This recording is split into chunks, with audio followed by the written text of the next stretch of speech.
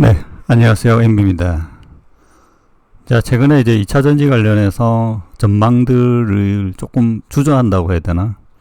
그런 걸 좀 보기가 힘들죠. 저도 이제 여러 방송들을 보고 있는데, 근데 이제 들어보면 2차 전지가 약간 저점에 와 있어서 반등하면 무섭게 올라가는 거에 대해서 항상 주시한다라는 느낌은 좀 받았거든요. 이게 얼마나 튈 수 있을까? 옛날처럼까지는 안 가겠지만 최근에 이제 공매도 쇼스키즈도 있고 그런 게 이제 얼마 정도 연속으로 나타날 건가, 모멘텀이 있을 건가, 이런 걸도 계속 주시하죠. 그냥 기사로 쭉 보면 아직 안 될 것 같다라는 느낌이 강하죠. 뭐 그런 기사들이 더 많이 나오는 부분도 좀 있는 편이고, 항상 기사는 좀 그렇습니다. 바닥에서 조금 안 좋게 보이고 위에서 좀 좋게 이야기할 수밖에 없거든요. 뭐 기사들도 구독자를 위해서 이렇게 쓸 수밖에 없기 때문에 단적으로 그런 거죠. 단기적인 변동성, 중장기적인 불확실성이 공존하는 모습이다. AI도 뭐 그렇게 써머리가 됩니다. AI가 첫 번째 이야기를 던졌을 때 그냥 이렇게 요약해서 들고 오거든요. 그래서 대부분의 이 기사들을 끌고 오게 됩니다. 그리고 이제 일반적이지 않은 블로그라든지 뭐 X라든지 이렇게 들어가려면 이렇게 단어를 줘야 되고 딥식을 하면 이제 그렇게 나오죠. 결국 내가 원하는 답을 찾는데 전혀 그렇지 않은 질문을 했을 때는 뭐 이렇게 거부하기도 합니다.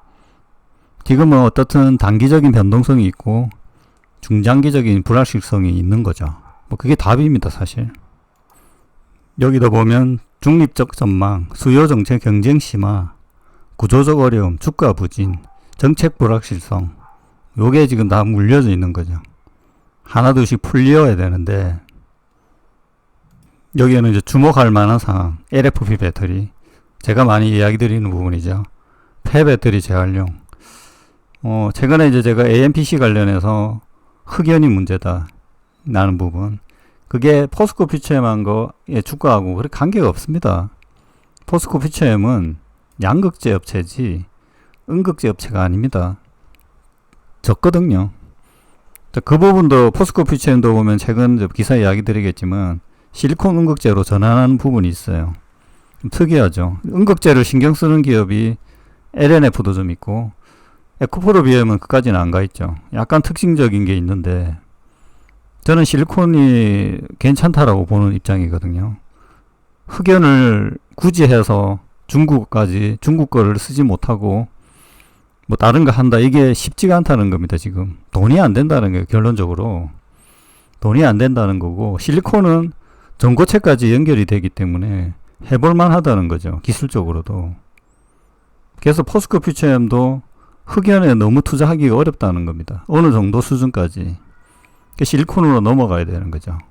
리튬 메탈이라든지 그 음극재는 커가는 방향으로 가야 되는 거고, 그 배터리도 그 방향에 따라서 이제 커지는 거죠.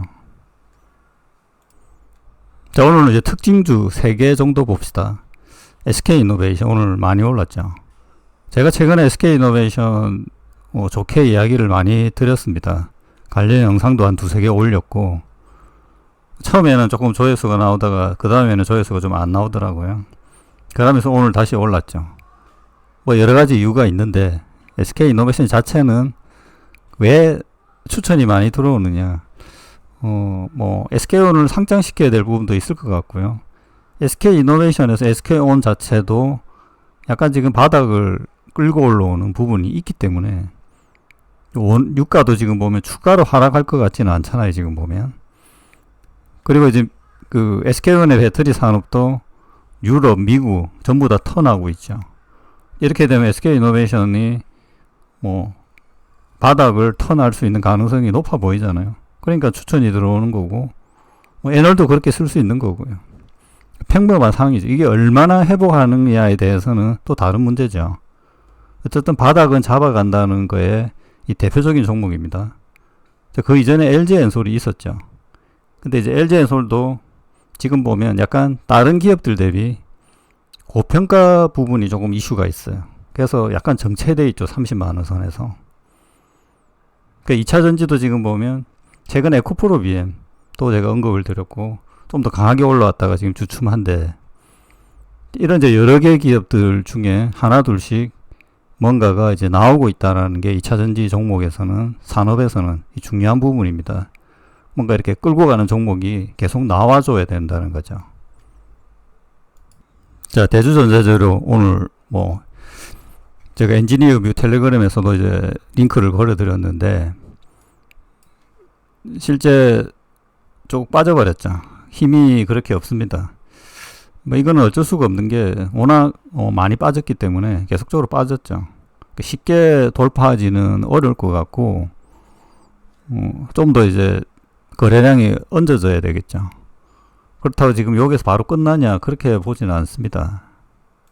자, 기사를 보겠지만 핵심적인 부분이, 자, 이번 공급 지금 이제 테슬라 향에서 파나소닉 향으로 이제 들어가잖아요.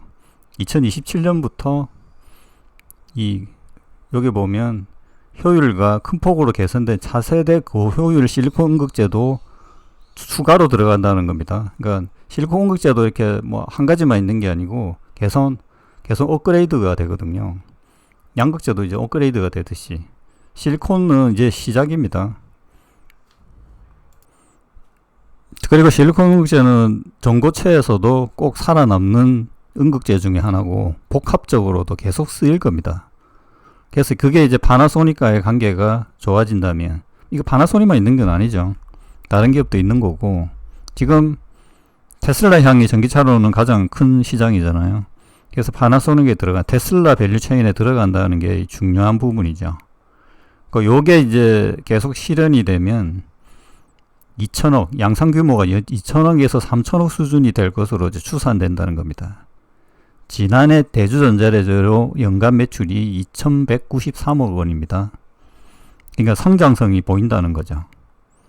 그래서 이 대주전자재료가 좀 괜찮다, 이렇게 볼 수 있습니다.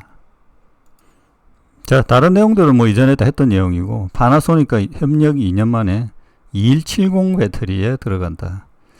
4680은 아직 실리콘 음극재를 테슬라 같은 경우에는 못 넣고 있어요. 넣을 것 같고, LG엔솔하고 이제 직접적인 대주전자재료가 파트너고, 그렇다고 삼성 SDI하고 관계가 없냐? 있습니다. SK하고도 관계가 있고요. 뭐 그런 딱 이렇게 정해져 있지는 않아요. 대주는 옛날에는 삼성 SDI하고 거래를 많이 했었어요. 최근에 이제 LG엔솔과도 하고, 그리고 대주전자재료가 이 전고체 기술도 있습니다. 개발하는 부분이 있거든요.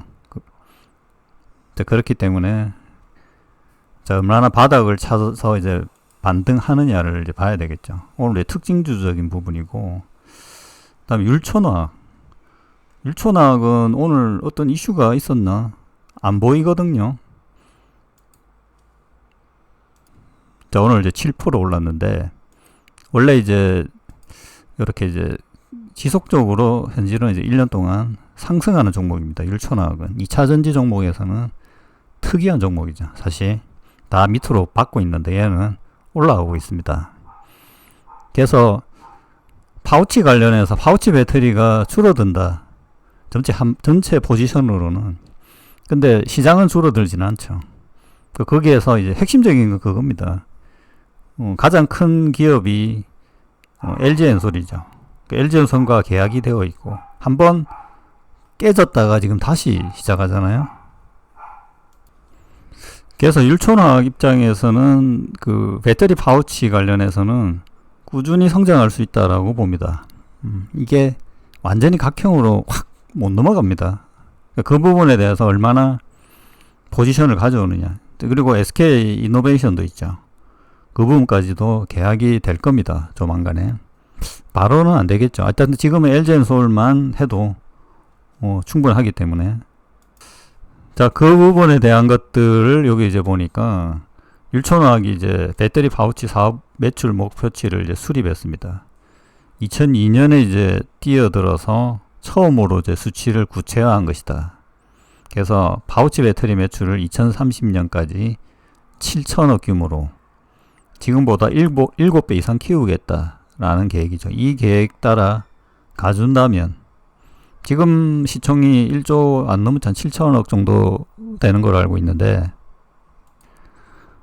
오늘 7,600억 정도 되네요. 그러니까 이것만 있는 건 아니죠. 파우치 매출 자체 17,000억이 되겠다라는 거죠. 그래서 지금 이제 향후 생산 능력 확장을 염두에 둔 신공장 가동에 이제 들어갔죠. 파우치가 일단은 뭐 특별한 사실 이제 기술이 있다라기보다 뭔가 완료하고 개발되고 설비를 깔게 되면 쭉 생산하게 되고 특별히 문제는 없습니다. 대신에 이제 마진율은 조금 깎이죠. 하지만 부품률이라는 게 대부분 다 그렇기 때문에 그거를 해나갈 수 있느냐, 품질을 유지하면서 가격을 맞춰주느냐에 따라서 이 기업과의 관계가 유지되는 거죠. LG에서가. 자, 어쨌든 보면 지금 성장세가 뚜렷합니다. 요 밑에 보면 에너지 소재 부분 쭉 올라가죠. 아마 피크는 LG엔솔과의 관계가 있으면서 타기업과의 매출이 일어난다면 그때가 아마 이 율촌화학의 피크가 아닌가 이렇게 봅니다.